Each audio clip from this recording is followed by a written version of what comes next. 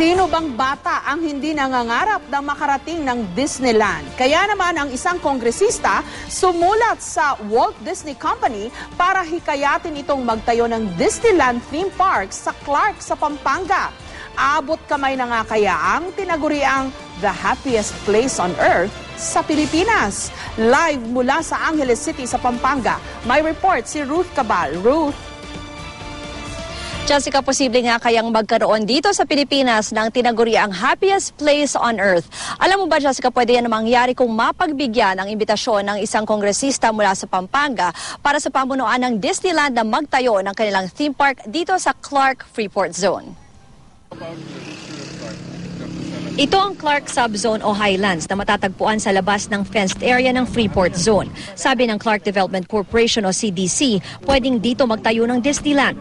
Kasunod yan ang imbitasyong pinadala ni Pampanga 1st District Representative Carmelo Lazatin sa Walt Disney Company na nakabase sa California na magtayo ng amusement park sa Pilipinas. Bukod raw kasi sa tax incentives na binibigay ng Clark sa mga dayuhang kumpanya, pagbibida ni Lazatin, malaki ang potential market dito ng Disneyland dahil ang Pilipinas ay isa sa pinakadinadayong bansa ng mga turista sa Southeast Asia.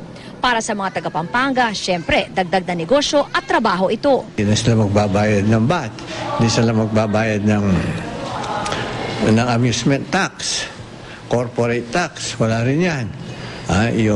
Ang babayad lang sila, 5% on gross income earned. Hindi kukulang sa 5 to 10,000 personnel ang kukunin niya. Meron silang mga targets, no, for the next 5 years, and I think naka-dovetail naman to doon sa magiging probable infrastructure requirements ng an entertainment center like Disneyland. Ito ay bahagi lamang ng tinatawag na Clark Subzone o Highlands. Ang laki nito aabot daw sa halos 29,000 hectares. Kaya napakalawak ng pwedeng pagpilian sa pagtatayuan ng isang Disneyland. Karaniwan daw yung ganong theme park, nasa 40 to 50 hectares lamang ang laki. Dito sa subzone may mga ilang negosyo na tulad ng mga resort at iba pang establishmento. Mayroon ring mga komunidad. May bahagi kasi ng subzone na nasa ilalim pa ng Certificate of Ancestral Domain Title. Dito sa sitio Monikayo halimbawa, may 300 pamilya ang naninirahan, kasama na ang mga katutubong ita. Parang feeling namin nasa skate cover. Hindi na bundok. Hindi na kami nakaupong ganito. Nakaupo kami. Trabaho? Kahit ano po, basta meron kaming sweldo. Pero pagtitiyak ng CDC, hindi naman daw magagalaw ang kanilang lugar. Kahit pa ang malawak na bulubunduking bahagi rito na marami pang mga puno. It adds to the character of the area. As much as possible, we would want to retain all these old trees that we have.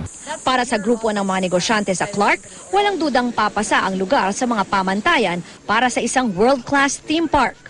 You know, the Philippines is kind of a melting pot, very accepting of all cultures.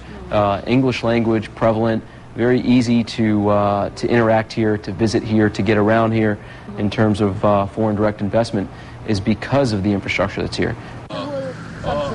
Jessica, isa pa doon sa bentahe nga nitong CDC, yung kanilang pag-upgrade at pag-expand nitong kanilang Diosdado Macapagal International Airport para daw mas madaling makabiyahe nga yung mga turista, lalo na yung mga manggagaling lamang sa neighboring Asian countries dahil may direct flights na nga dito, Jessica. Okay, so Ruth, first question, seryoso sila? Mukha namang seryoso sila kasi kanina doon sa interview natin sa CDC, bigla nga sila nga nagkaroon na ng offer tungkol dito sa possible venue for yung Disneyland. At kahit itong business group nila, yung kanilang sita, talagang meron na rin silang mga ino-offer nga na parang incentives like what yung regular business groups na nandito. Open na rin sila sa ganyang idea kasi sabi nila medyo dati na rin daw napapag-usapan yung ganyan na theme parks na maitatayo nga dito sa Clark, Jessica. Okay, pros and cons.